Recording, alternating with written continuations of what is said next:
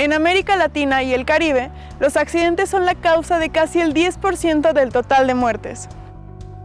Los accidentes no se producen por casualidad, sino que son la consecuencia predecible de una combinación de factores humanos y ambientales. Lo importante es conocer las causas para poder prevenirlos y así dejar el mínimo margen a la casualidad.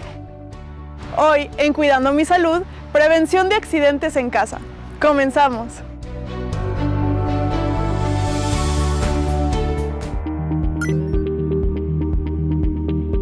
Tratamientos.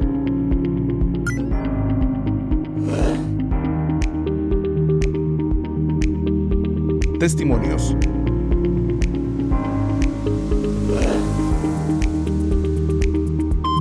Preguntas.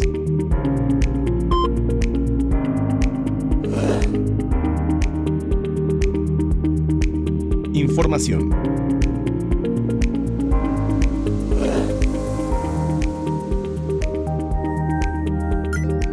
Recomendaciones. Cuidando mi salud.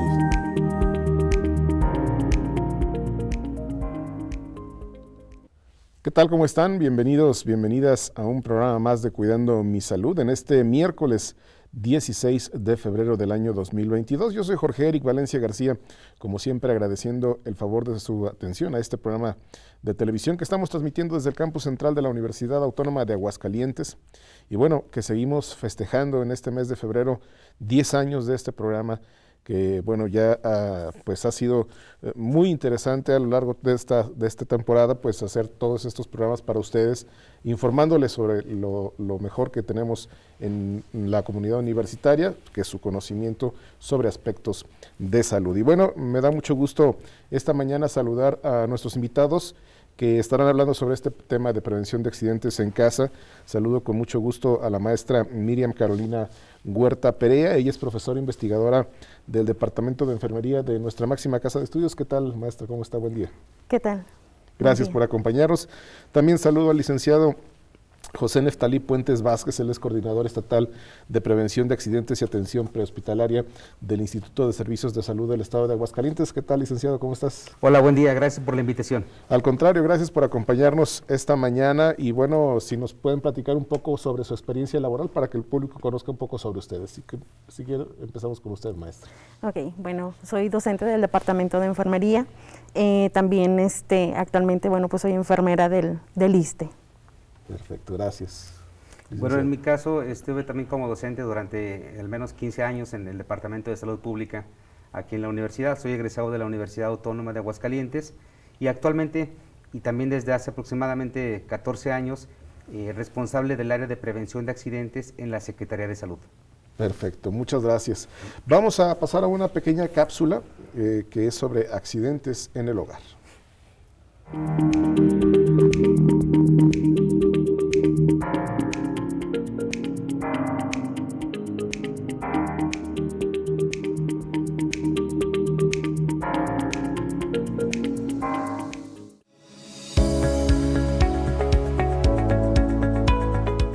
Un accidente es un suceso imprevisto que altera la marcha normal o prevista de las cosas, especialmente el que causa daños a una persona o cosa.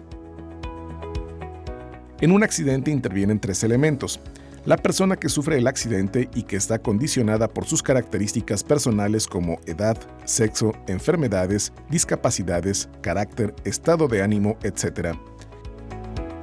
El agente, es decir, el objeto, elemento o mecanismo que desencadena el accidente y que puede ser peligroso por sí mismo por un defecto de diseño o de fabricación o bien por una utilización incorrecta. El entorno, que es la situación o circunstancia en que se produce el accidente, puede ser de naturaleza física, social, económica, cultural o psicológica. El entorno puede condicionar tanto la acción del agente que produce la lesión como la reacción de la víctima. Algunos de los accidentes más comunes dentro del hogar son la asfixia por objetos extraños, la asfixia por inmersión, las caídas, las quemaduras, las intoxicaciones, las electrocuciones y las lesiones por armas.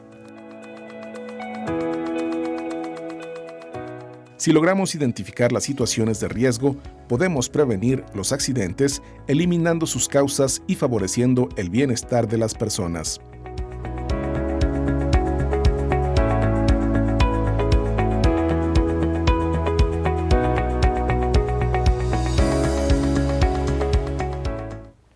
Antes de iniciar con las preguntas con nuestros invitados de esta mañana, queremos invitarlos a que nos llamen aquí a Televisión Universitaria al 449-910-9260, donde puede dejar sus preguntas para nuestros especialistas. Y también a través de Facebook Live, también ahí en nuestra transmisión que tenemos, también usted puede dejar sus mensajes para nuestros invitados. Y bueno, empezamos con el licenciado Neftalí. Pues, ¿qué podemos entender por los accidentes, licenciado? ¿Qué son los accidentes? Claro, yo creo que como bien lo mencionaba la cápsula, el accidente lo podemos definir así como tal, un evento fortuito, independiente de la voluntad humana, no se hace con la intención de provocar ningún daño a las personas o a las cosas, y que esta situación o este evento deriva en daños a las personas o a los bienes materiales. Esto último, bueno, es lo último que debiera interesarnos. Lo que nos ocupa el día de hoy es el tema de los daños que puede ver a la persona. Esta sería la definición de accidente, que es, la parte de destacar es que es un evento fortuito, que no tiene esa intención, pero además un accidente como tal es aquello que tiene la característica del que no se puede prevenir. Y en este caso los accidentes como tal sí son prevenibles. Se sabe que el 99% de ellos se pudo haber prevenido porque son situaciones o son condiciones donde el descuido, la falta de tiempo, las condiciones de las que hablábamos, a veces el entorno en el que vivimos no nos permite darle suficiente focus a estas situaciones inseguras en casa. Lo destacable es que se pudieron haber prevenido, estas situaciones son prevenibles, y si hablamos de que esto nos provoca año con año una cantidad importante de lesiones y más aún de personas que pierden la vida por esta causa, bueno, hablamos de un tema de salud pública muy bien descrito y muy bien identificado. Gracias, licenciado. Maestra Miriam, ¿qué podemos entender o qué elementos más bien son los que intervienen para que se den los accidentes? Pues si bien lo acaba de comentar, dentro del hogar pues tenemos varios elementos que pueden precisamente tener este daño, como lo acaba de mencionar, prevenirlo, básicamente lo que son las intoxicaciones, las quemaduras, las lesiones de caídas, son algunos elementos precisamente que se pueden presentar dentro del hogar y precisamente que se pueden prevenir. Obviamente los índices de accidentes en el hogar son muy altos, licenciado. ¿Qué nos puede platicar al respecto?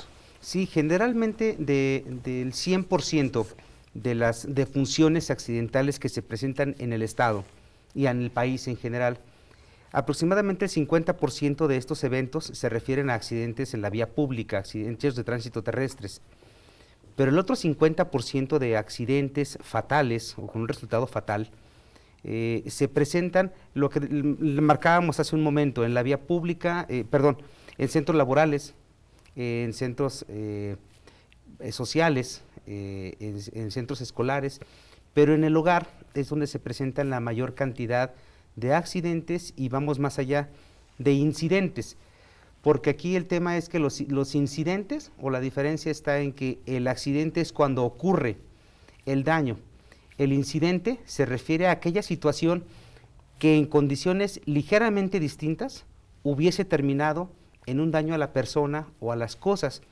Es decir, es lo que coloquialmente conocemos como por poquito más y sucede. Pero estas situaciones son las que pudieran o debieran mantenernos alerta a los padres de familia, a todos los integrantes de la familia, sobre cuáles son esos aspectos, esas zonas en casa, esas situaciones, cuáles son los instrumentos, los espacios que están dando lugar a que se pueda presentar un accidente o hasta una tragedia. Y precisamente, ¿cuáles serían estos tipos de accidentes que se dan en el hogar, maestra? Generalmente, bueno, pues en los niños ocurre de dos, son menores de 10 años, pero generalmente se da en los niños menores de 2 a 5 años, que pueden ser las quemaduras, pueden ser las electrocuciones, pueden ser las intoxicaciones, las caídas. En adultos mayores, generalmente, bueno, pues también son las caídas que generalmente, bueno, pues abarcan un índice alto de incidencia. Claro que sí. Y bueno, ¿quiénes son los más susceptibles en el hogar para tener este tipo de accidentes? Sí, comentábamos igualmente hace un instante que suceden mucho en cuanto a grupos de edad, vaya, suceden mucho los accidentes en adultos jóvenes, en adultos entre los 19 y los 54 años de edad, es muy alta la incidencia. Sin embargo, la trascendencia no es tanta porque generalmente en esa edad el adulto es capaz cognitiva y mecánicamente de cuidarse a sí mismo. Alcanza a ver cuál es la magnitud de aquel accidente, puede activar el número único de emergencia, puede atenderse a sí mismo, prevé los riesgos que tiene una actividad en casa. No así el menor de edad y el adulto mayor.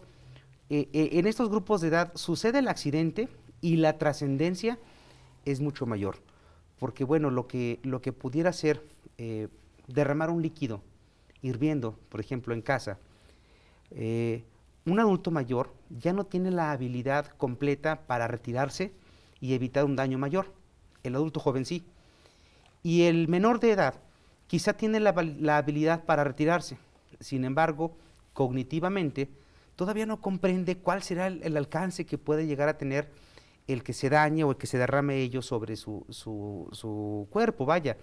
Lo que en mí puede representar que haya quemaduras quizá de segundo grado en el 50% de mi pierna, en un menor representa el 60 o 70% de todo su cuerpo y además de quemaduras de hasta tercer grado.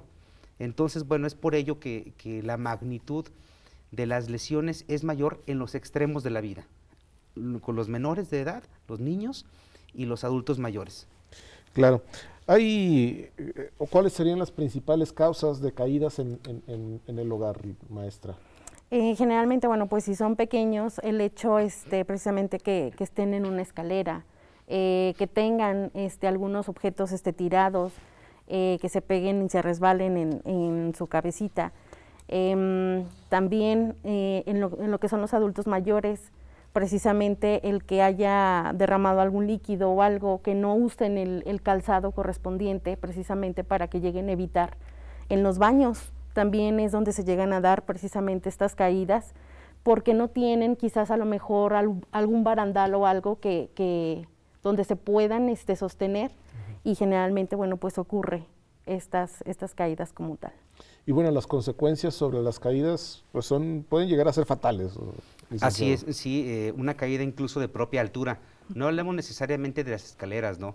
Sino una caída de propia altura puede llegar a representar que haga mucho tiempo de cama, como lo decimos coloquialmente, un adulto mayor, y ello, bueno, disminuir su movilidad. Una de las recomendaciones que se da principalmente para quienes tenemos adultos mayores en casa es mantener el hogar suficientemente iluminado, porque la iluminación suficiente y correcta, o bien el caso contrario, que no haya buena iluminación, conlleva al tema de caídas, pero tiene que ver con muchos tipos de incidentes. Pasemos, por ejemplo, a intoxicaciones accidentales. Un adulto mayor que normalmente consume sus medicamentos, pero no alcanza a ver bien qué es lo que está tomando, además de que posiblemente no recuerde si ya se lo tomó o no. Si no ve bien su medicamento, puede llegar a intoxicarse por esta causa. Entonces, una de las cosas, es muy sencillo, digo, no cuesta, no es una inversión de recursos, no es complejo, sino a quienes tengamos adultos mayores en casa, mantener la casa lo mejor iluminada posible. Y retomando el tema de las caídas, bueno, evitar que haya tapetes mal colocados, porque bueno, yo me puedo resbalar y como que un trastabilleo y me sostengo y no pasa nada. Pero en el caso del adulto mayor, hay adultos mayores, con todo respeto lo digo, que pueden tener mucha mejor movilidad que nosotros, pero la generalidad ve un poco limitada su marcha, sus movimientos.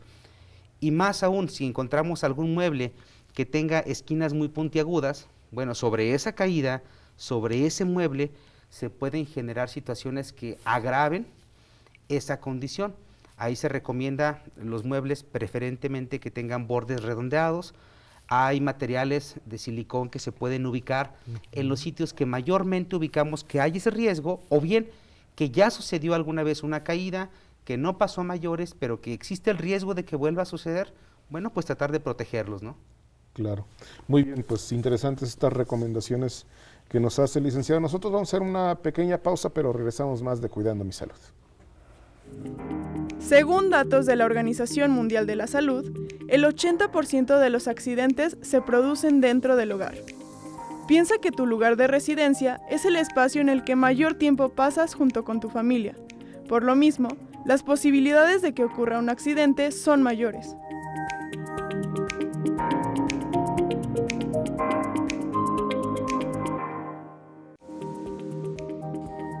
En 2020, las defunciones por accidentes en Aguascalientes fue de 433 personas.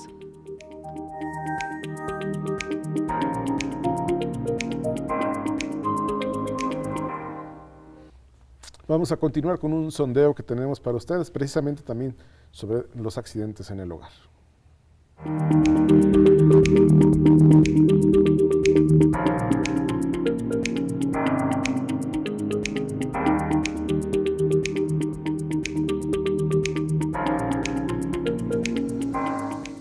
¿Cuáles son los accidentes más comunes que se producen en el hogar? Pues pueden ser las quemaduras, ingerir, ¿cómo se llaman? Sustancias tóxicas, ya sea desde líquidos o otro tipo de sustancias que haya, cortaduras. Bueno, yo considero varios, pero uno de los más comunes, siento que las escaleras son parte muy peligrosa en caso de los niños o personas adultas, ya que pues sí es un lugar muy resbalones o que vas descuidado, los niños que son pues muy juguetones que van y no se fijan. Entonces yo siento que esas son las caídas que pues más accidentes provocan. Pues. Bueno, principalmente pienso que son los accidentes de incendios cuestionados a, bueno, más que nada el hecho de dejar a los niños sin la supervisión en la cocina con la estufa prendida. Pues más que nada las caídas en el baño, algún corto eléctrico, fugas de gas, que se cortó la señora haciendo la comida,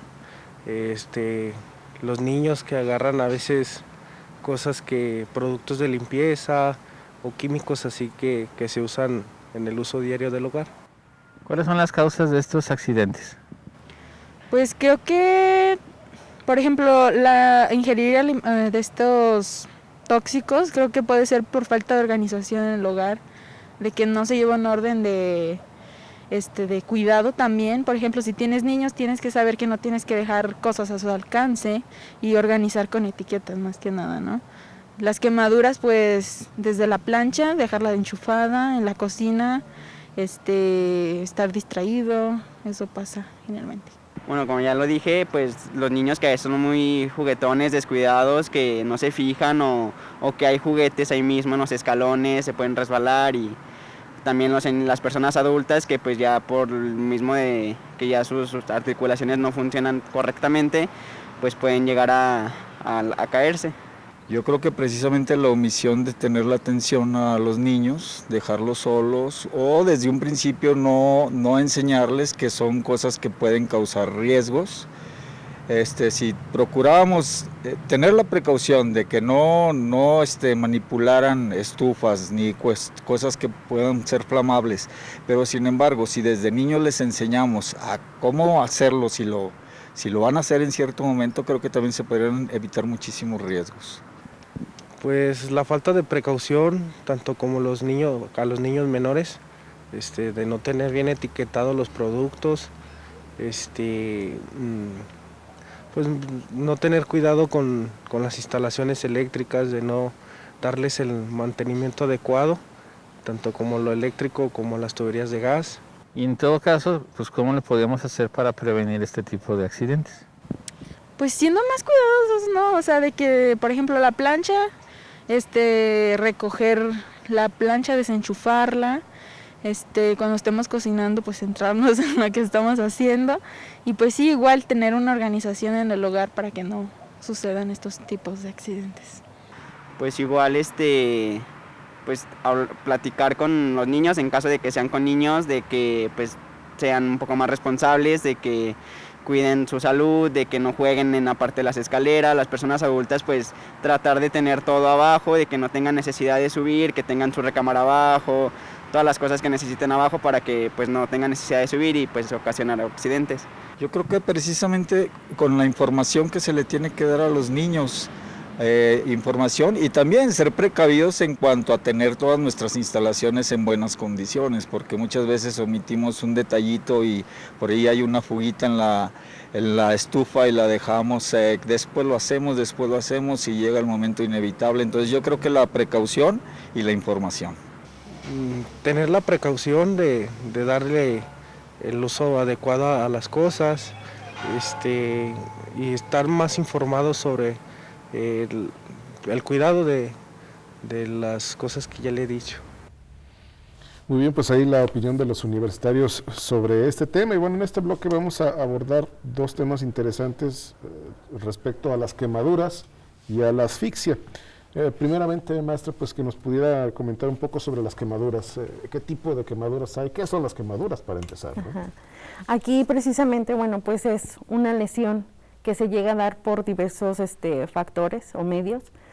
Uno de ellos, bueno, pues precisamente es por el fuego, otro con objetos más bien con líquidos calientes o bien por electrocución. Muy bien. ¿Y qué consecuencias pueden acarrear estas quemaduras, licenciado? Bueno, depende del tipo de quemadura del que estemos tratando. Pudiera ser desde una consecuencia de una quemadura en la playa, precisamente, algo que se puede tratar de manera local para refrescar la piel.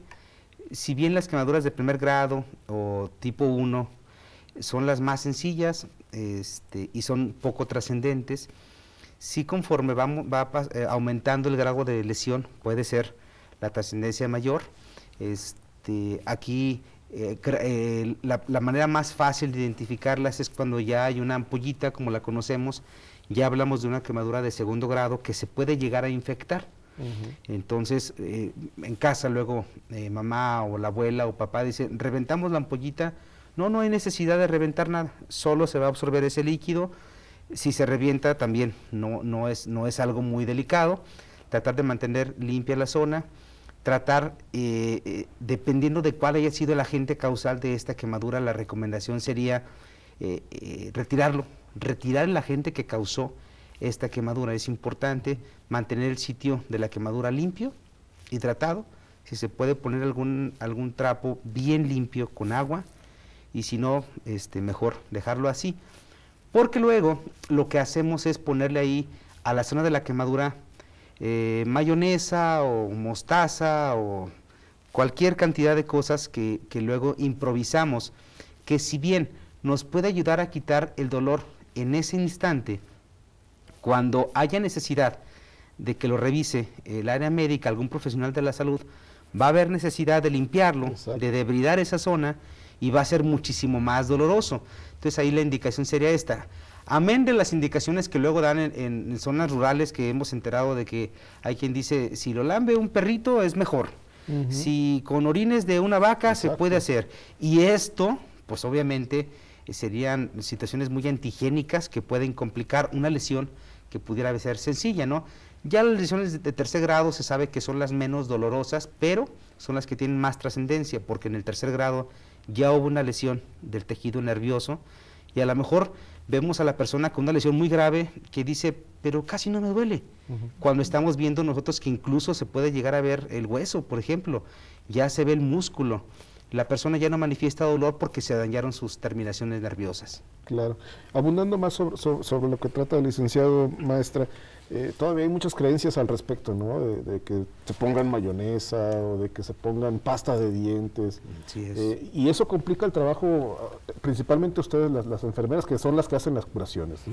Sí, generalmente, bueno, pues el uso de la mostaza, que es muy común, tratar de evitar esos remedios caseros que se llegan a dar, porque bueno, pues lo único que hacen es infectar el área y por lo tanto, bueno, pues esto crea, al tener esa infección, bueno, pues ya también va teniendo esta pérdida del tejido como tal y va a llegar a ser más doloroso al momento de hacer las curaciones y como lo acaba de mencionar, al hacer la dehibridación, bueno, pues sí, es bastante doloroso. Claro. Y por ejemplo, restringirles la entrada a los niños a la cocina, por ejemplo, también sería una buena manera de prevenir accidentes, licenciado. Sí, la verdad es que aquí yo quisiera destacar dos situaciones. El tema de que culturalmente decíamos, los niños deben estar siempre acompañados en la cocina. Ahora incluso el tema que estamos manejando es, el niño no tiene nada que hacer en la cocina. Si se le va a enseñar a cocinar o a empezar a preparar algún alimento, debe ser algo bien preparado, es decir, algo que estemos nosotros prevenidos para cualquier situación, y no vamos a empezar a iniciar en la cocina a un menor directamente con el fuego, sino que empiece a conocer las zonas de la cocina. Esto será lo importante, porque la cocina, además de ser un punto de riesgo para las quemaduras, es un punto de riesgo para una caída, porque es un sitio que puede estar resbaloso. Exacto. Puede haber objetos punzocortantes, e insisto, se junta ahí el hambre con las ganas de comer, ¿no? Como que se juntan muchos riesgos en un solo espacio, y máxime si por flojera, porque no tenemos tiempo, el menor lo hace solo, porque se da cuenta que es algo que es relativamente sencillo para él y que además le agrada. Entonces, bueno, se junta por ahí esta situación, y es bueno, por ahí nos iremos al tema de la relevancia de las quemaduras. Y además, si me permiten muy rápido, otro tipo de quemaduras que nos se presentan normalmente y que es bastante delicado, pues son por exposición a fuego directamente, algún incendio. En este caso, hacer la recomendación muy rápido, en casa, si bien es cierto que debemos de tener un lugar seguro, bien cerrado, hacer la recomendación para los padres de familia, para los jefes de familia, que se tenga una ruta de escape segura para que cuando haya algún conato de incendio, tengamos una forma segura de abandonar el hogar. Porque luego entonces queremos estar tan seguros en esta casa que se vuelve un búnker, que después, al momento de iniciar una salida rápida, pues resulta que no están las llaves, no la encontramos, y aquel hogar se puede convertir en una tumba, ¿no? Entonces, Claro. ya lo hemos visto, ya hay varias experiencias en nuestro estado donde es importante la comunicación al interior de la familia. Ojalá y no pase, pero cuando pasa, familia, ¿qué vamos a hacer? ¿Cómo nos vamos a salir? ¿Quién es el encargado de tener las llaves? ¿Dónde guardamos las llaves? ¿Me explico? Porque esta situación es lo que deriva de veras en tragedias, con pérdidas incluso de toda la familia. Claro, como que nunca nos ponemos a pensar eso, ¿no? De Así que es. puede haber un accidente en casa, y si si sucede ese accidente, pues de qué manera podemos ponernos a salvo, ¿no? Así De es. alguna manera. Muy bien, muchas gracias. Nosotros vamos a hacer una pequeña pausa, pero lo invitamos a que siga con nosotros en Cuidando Mi Salud. Atragantamiento. Ocurre cuando un objeto extraño se aloja en la garganta o la tráquea y bloquea el flujo de aire. En los adultos, un trozo de comida suele ser el culpable. Los niños a menudo tragan objetos pequeños.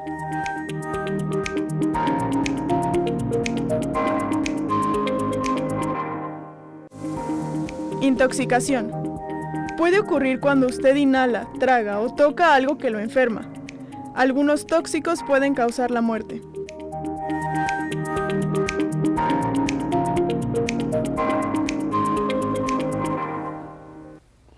Les recordamos que la línea telefónica está a su disposición, 449-910-9260.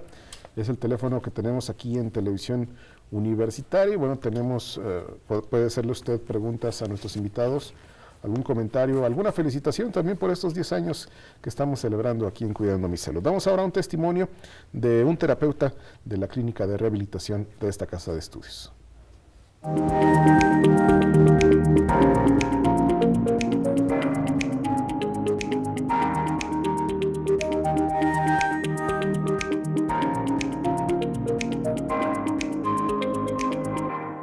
¿Qué tipo de accidente en el hogar puede ameritar el uso de una terapia física?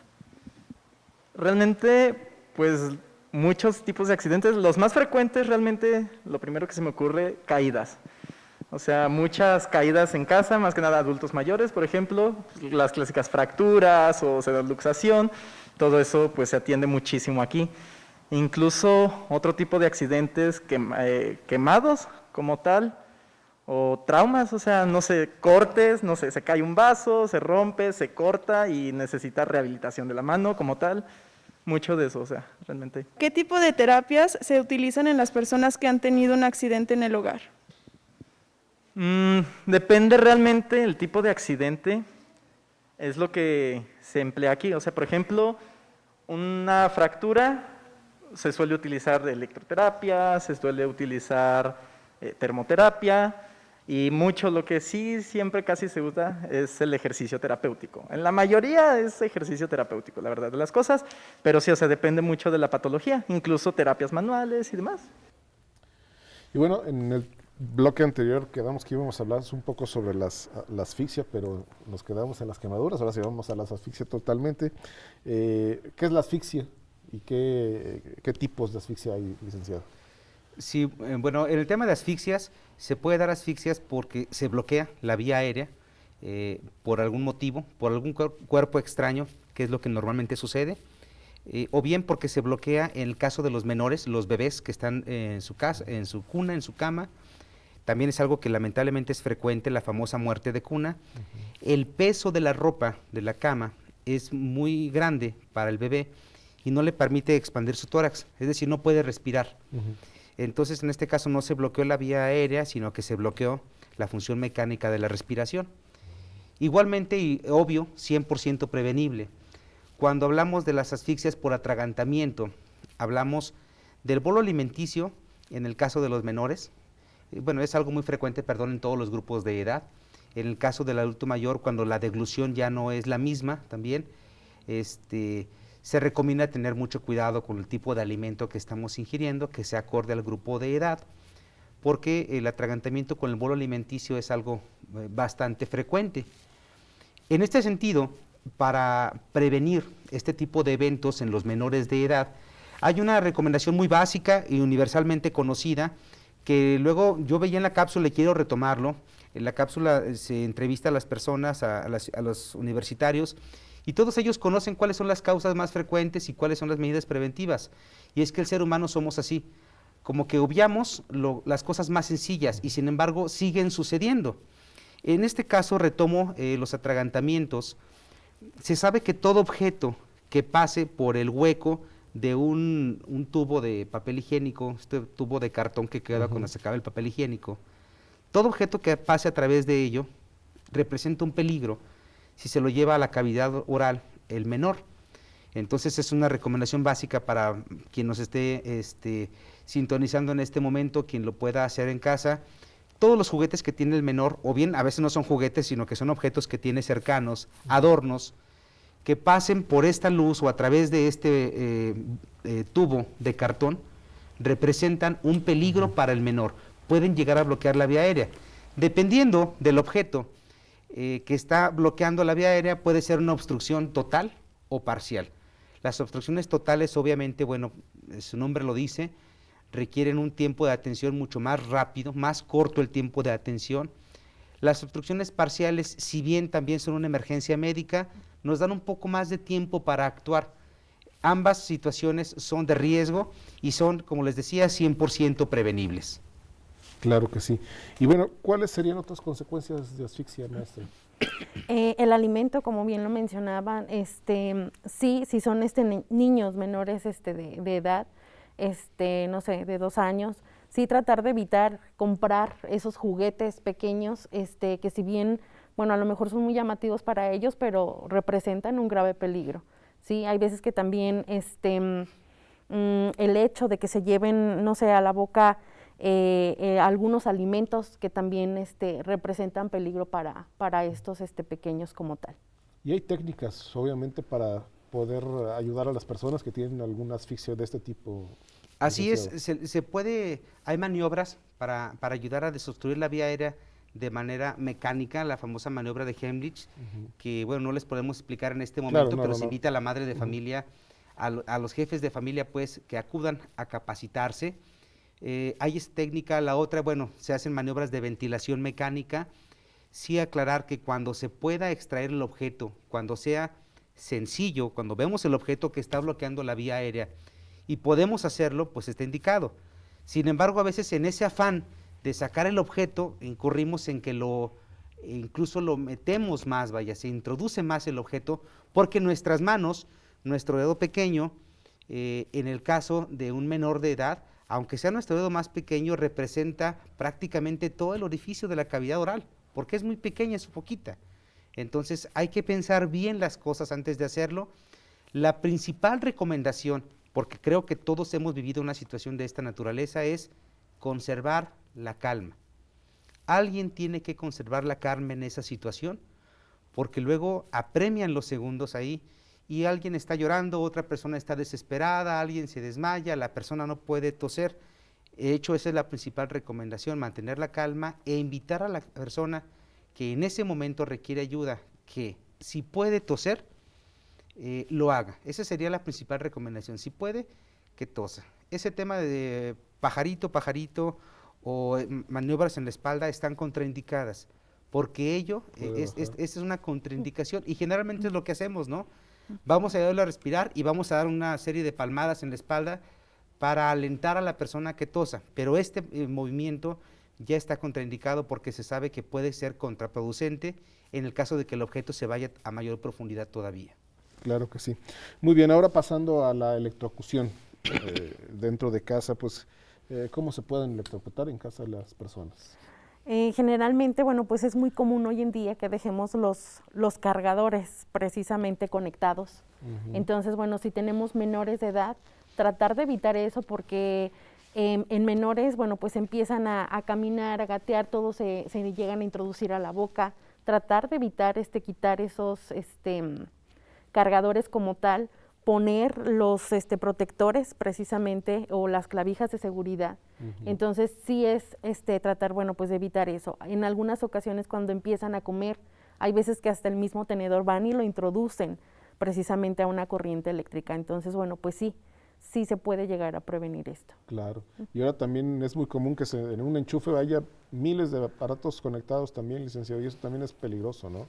Ello que se conecten varios aparatos y lo que decía la licenciada, ¿no? A veces la calidad del equipo que compramos por los factores económicos, por la rapidez, por diferentes situaciones, la calidad no es la mejor y ello puede derivar otra vez.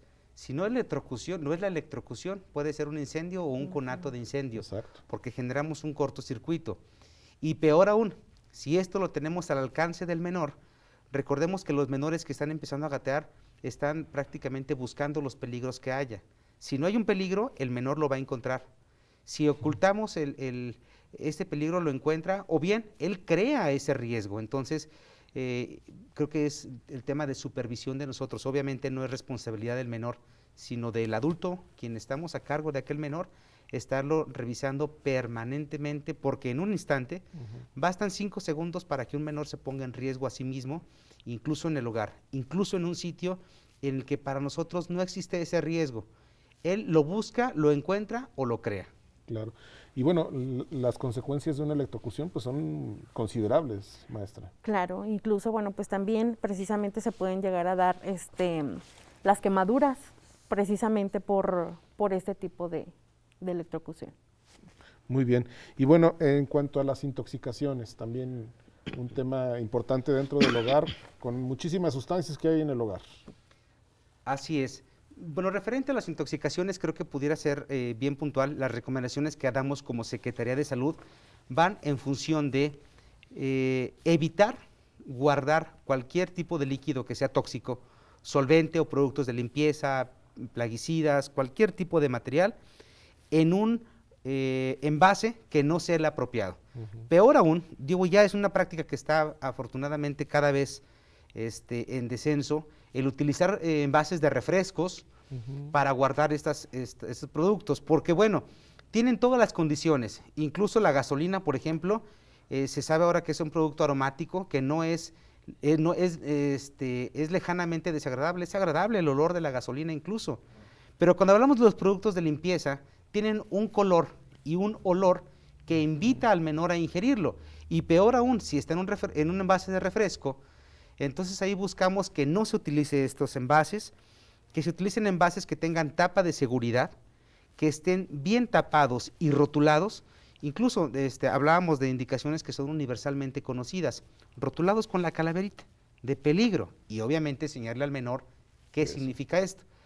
Pero además, ponerlos en sitios que estén fuera de su alcance, porque luego entonces cuando encontramos este tipo de tragedias, observamos cómo era una invitación para que sucediera esta situación. Está guardado en un sitio que está al alcance del menor, mal tapado, sin rotular y en un envase de refresco. Entonces se conjugan todas las situaciones para que esto suceda. Insisto, afortunadamente ya quien compra y quien vende este tipo de materiales ya se está adoptando la cultura de que no se llenen en envases que sean, que se puedan confundir incluso por un adulto, por el color. Claro. El thinner, por ejemplo, varias veces hemos visto estos casos que el thinner tiene las condiciones del agua y así de primera mano no sabemos que es agua o thinner y lo puede llegar a ingerir incluso un adulto. Muy bien. Vamos a nuestra última pausa aquí en Cuidando Mi Salud. Regresamos con más. De acuerdo con el Centro Nacional para la Salud de la Infancia y Adolescencia, los accidentes en el hogar más frecuentes entre los niños menores de 10 años son las caídas, quemaduras, heridas, intoxicaciones y ahogamiento.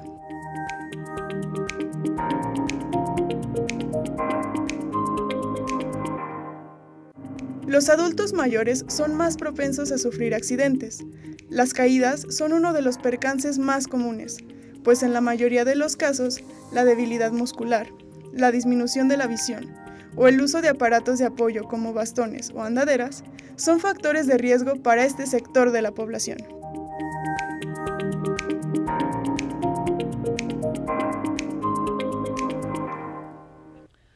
Y bueno, también hay otro tipo de lesiones que se dan dentro del hogar, como las cortadas o los golpes. ¿Qué nos pueden comentar al respecto, maestra? Sí.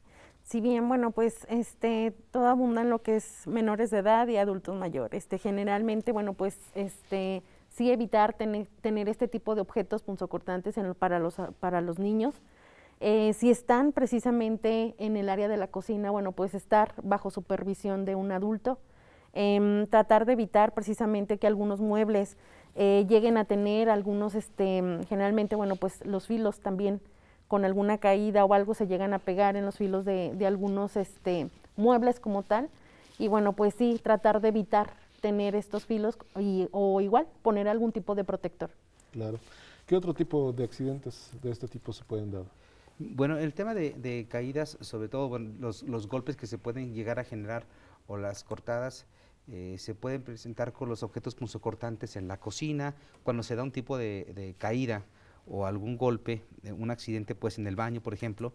Hemos visto que los muebles de baño, cuando se corta la porcelana, provoca heridas que luego llegan a ser muy sangrantes, vaya, son muy profusas en el sangrado, al igual que una herida en la cabeza, por ejemplo. En este caso, las recomendaciones van en diferentes sentidos.